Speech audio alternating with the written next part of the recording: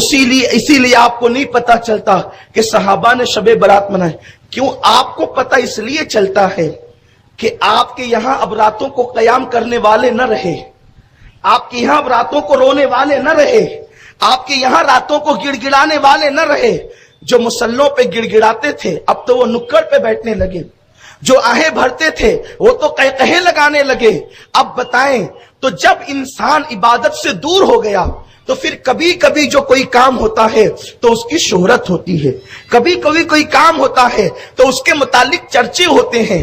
تو یہ کہنا نیری حماقت ہے. کیا صحابہ نے شب برات منائی؟ ارے ان کی ہر رات عبادت کی رات تھی. اور شب برات کیا ہے, کوئی ڈھول پیٹتے؟ شب برات کیا ہے, کوئی اس میں آرکیسٹرا ہوتا ہے؟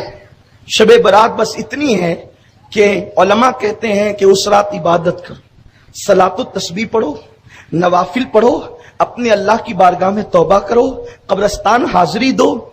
حاضری اس لیے قبرستان دو کہ اس کی کچھ حکمتیں ہیں. نمبر 1, شب برات میں سب کو بخشا جاتا ہے, انہیں نہیں بخشا جاتا جنہوں نے رشتہ داروں کے ساتھ بدسلوکی کی یا ماں باپ کو ناراض کیا. تو جو زندہ رشتہ دار ہے وہ تو ان سے مل کر معافی مانگتا ہے, اور جو قبروں میں رشتہ دار سو رہے ہیں وہاں جا کر ان کی مغفرت کی دعا کرتا ہے, تو وہاں ان کا دل خوش ہوتا ہے. پہلی حکمت. دوسری حکمت یہ ہے کہ شب برات میں سال بھر کے مردوں کی لسٹ صحابہ کو, فرشتوں کو دی جاتی ہے کہ اتنے اتنے لوگ اس سال انتقال کریں گے. یہ تقسیم ہوتا ہے معاملہ, اتنے اتنے لوگوں کا انتقال ہوگا. تو فرشتوں کے ہاتھ میں وہ لسٹ جاتی ہے. آقا فرماتے بہت سے لوگ ہوتے ہیں جو ہنسی کر رہے ہوتے ہیں, بہت سے لوگ ہوتے ہیں جو کھا رہے ہوتے ہیں, بہت سے لوگ ہوتے ہیں جو شادی کے پلان بنا رہے ہوتے ہیں, لیکن اللہ کے یہاں ان کے لیے قلم چلتا ہے کہ ان کا نام زندوں سے نکال کر مردوں کی فہرست میں لکھا جاتا ہے. تو اب ہم اس رات قبرستان اس لیے رہتے ہیں تاکہ ہماری موت ہمیں یاد آئے, اور جب ہماری موت ہمیں یاد آتی ہے تو ہم اپنے لیے مغفرت کی دعا کرتے ہیں, ہم توبہ کرتے ہیں, استغفار کرتے ہیں, اپنی زندگی کو بدلنے کی کوشش کرتے ہیں. بلکہ کتنی واضح حدیث ہے جس کو ہمارے اسلاف نے اپنی کتابوں میں لکھا. سرکار غوث الاعظم دستگیر لکھتے ہیں, حضرت علامہ جلال الدین سیوطی لکھتے ہیں, اس طرح سے بہت سے بزرگوں نے لکھا. حدیث یہ ہے کہ اماں عائشہ صدیقہ کا جو لقب ہے, اور محدثین نے بھی اس کو اس اعتبار سے لکھا, شب برات کے حوالے سے نہیں لکھا, اماں عائشہ کے حوالے سے لکھا. اماں عائشہ کا نام عائشہ ہے, صدیق کی بیٹی اس لیے صدیقہ ہے, لیکن ان کا ایک لقب ہے حمیرہ, انہیں حمیرہ کہتے ہیں. اور یہ لقب حضور علیہ السلام نے اماں عائشہ کو دیا. کیا؟ حمیرہ. حمیرہ کا مطلب آپ یوں کر سکتے ہیں سرخ رنگت والی, سرخ رنگت والی کو کہتے ہیں حمیرہ. اب اس پر محدثین نے جو بحث کی ہے کہ حضور علیہ السلام نے اماں عائشہ کو حمیرہ کا لقب کیوں عطا فرمایا, حمیرہ کیوں کہا, تو بات یہ ہے کہ اماں عائشہ خود فرماتی ہے. راوی کون ہے؟ اماں عائشہ صدیقہ, میرے رسول کی محبوب زوجہ اماں عائشہ صدیقہ, احادیث میں بڑی باریک نظر رکھنے والی, ہزاروں تابعین کی استاد ہیں, سینکڑوں صحابہ کی استاد ہیں اماں عائشہ. 1/3 اسلام امت تک پہنچانے والی ہے اماں عائشہ. اماں عائشہ وہ ہے جس کی شان میں اللہ نے سورہ نور کی آیتیں نازل کی. اماں عائشہ مومنین کی ماں وہ ہے جس کے بستر پہ قرآن نازل ہوا. کائنات کی کوئی عورت جناب حوا سے لے کر کے آج تک, آج سے لے کے قیامت تک کوئی عورت نہ پیدا ہوئی ہے نہ پیدا ہوگی جس کے بستر پہ قرآن نازل ہوا. یہ اماں عائشہ کا بستر ہے کہ حضور اس بستر پہ موجود ہوتے اور اللہ کا کلام نازل ہوتا. یہ بھی میرے نبی کی شان ہے. موسیٰ اگر توریت چاہیے طور پر آ کر لے جاؤ, عیسیٰ انجیل چاہیے فلاں مقام پر آ کر لے جاؤ, لیکن قربان میرے مصطفیٰ کی شان یہ ہے, محبوب قرآن چاہیے تجھے نہیں آنا تو جدھر جائے گا قرآن بھی تیرے پیچھے پیچھے آئے گا، قرآن تیرے پیچھے آئے گا۔ محبوب تو حرم کعبہ میں ہوگا تو قرآن وہاں بھی آئے گا، تو مدینہ طیبہ میں ہوگا قرآن وہاں بھی آئے گا، تو احد میں ہوگا قرآن وہاں بھی آئے گا، تو بدر میں ہوگا قرآن وہاں بھی آئے گا، حتیٰ کہ تو عائشہ کے حجرے میں بستر پہ آرام کر رہا ہوگا قرآن وہاں بھی آئے گا۔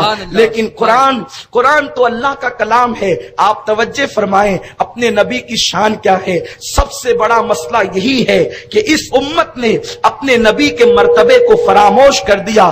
بس پتا نہیں یہود و نصارہ نے کیسے کانٹے تمہارے درمیان بو دیے، اب تمہارے اندر ملاپ کی کوئی گنجائش نظر نہیں آتی، اتنی گندگیاں بو دی گئی، اب ایک دوسرے سے ملنے کا کوئی وقت تمہیں نہیں ملتا، اس لیے کہ یہود و نصارہ کی فکر تھی مسلمانوں کے دل میں نبی کے لیے شکوک و شبہات ڈال دو اور اس قوم کو نبی سے اتنا دور کر دو کہ یہ قوم ٹکڑیوں میں بٹ جائے، یہ قوم فرقوں میں بٹ جائے، اور تمہیں فرقوں میں بانٹ دیا گیا۔ مسلمانوں فرقوں میں بٹنے کا وقت نہیں ہے، اس وقت تو نبی پاک صلی اللہ علیہ وسلم کو اللہ نے جیسا بنایا ہے اس عقیدے پر متحد اور متفق ہونے کا وقت ہے۔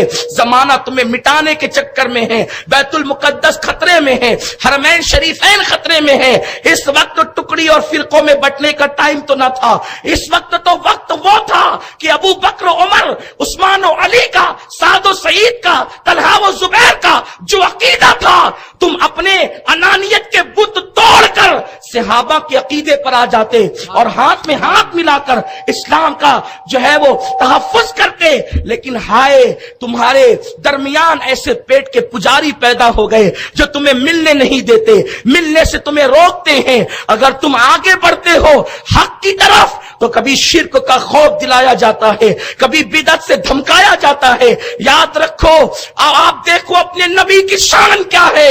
اللہ اکبر، توریت صرف توریت ہے اور اس کے علاوہ اس کا کوئی نام نہیں ہے، لیکن قرآن اللہ کا کلام ہے، اس کی کچھ صورتیں مکی ہیں، کچھ صورتیں مدنی ہیں۔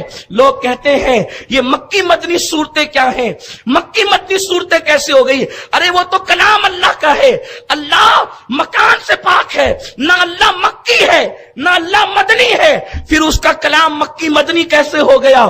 تو سنو، مفسرین جواب دیتے ہیں کہ جب تک نبی مکے میں تھے دنیا انہیں مکی کہتی تھی، تو جو قرآن کی صورتیں نازل ہوئی اللہ نے کہا محبوب جب تک تو مکی ہے میرا کلام بھی مکی ہے، اور جب ہجرت کر کے مدینے چلے گئے محبوب اب تم مدنی ہو گیا تو میرا کلام بھی مدنی ہو گیا۔ سبحان اللہ، اپنے کلام کا نام بدلتا ہے، جب تک تو مکی تھا کلام مکی تھا، تو مدنی۔ اس سے بڑی بھی کوئی محبت اس رسول کو اب تم تولنے چلے جس کے مکی ہونے پر خدا نے کلام مکی کیا، جس کے مدنی ہونے پہ اپنا کلام مدنی کیا، اب اس نبی کو تم تول رہے ہو۔ کون تول رہا ہے؟ پان دکان والا کون تول رہا ہے؟ ٹھیلا لگانے والا کون تول رہا ہے؟ کرانہ دکان والا کون تول رہا ہے؟ جسے سہائے ستہ کا نام لینا نہیں آتا، جو سہائے ستہ کو سہائے ستہ کہتے ہیں، امام بخاری کا نام جنہیں نہیں پتا وہ نبی کو تول رہے ہیں۔ وہ خدا ہو کر کہتا ہے محبوب میں تو زمان و مکان سے پاک۔ دیکھ رہے محبت کا تقاضا تو دے، خدا ہو کر کلام کا نام بدلا، خدا ہو کر کلام کا نام بدلا اور بتا دیا کہ دیکھو میں اللہ ہو کر اتنا پیار کرتا ہوں، تجھے بندہ ہو کے کتنا کرنا چاہیے، وہ بے نیاز ہو کے اتنا پیار کرتا ہے، تجھے کتنا کرنا چاہیے۔ لیکن افسوس ٹکڑیوں میں مت بٹو، حق کی طرف آؤ، حق کے متلاشی بنو۔